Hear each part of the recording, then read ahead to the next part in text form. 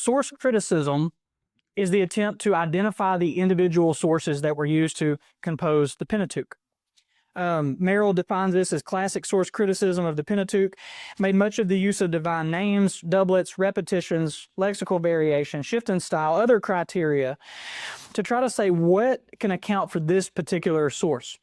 So for instance, just to give you one example, if we're reading the Pentateuch and we find a law given in Leviticus and we find that law repeated in Numbers, that must have come from two sources because one source would not have written the same thing twice.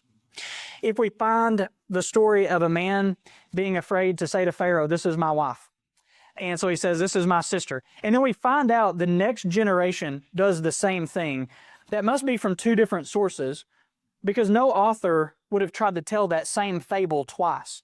As a matter of fact, one author or the other got the story wrong and was writing it, about the wrong generation and didn't realize this other document was already circulating.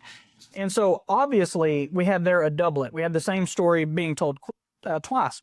If we find any kind of lexical variation, Yahweh versus Elohim, two different words used to describe the same idea or the same thing, or even two different phrases, like the phrase that somebody died, or somebody went to the pit, or somebody was buried with their fathers, they all communicate the same idea and therefore could not have come from a single source. So what we have to do then is get on the hunt for, okay, who's the source that said he died versus who's the source that said he slept with his fathers?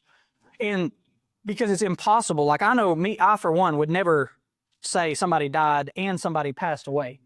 My thought is not elevated like that of German critics where I can, use more than one word or phrase to describe the same thing.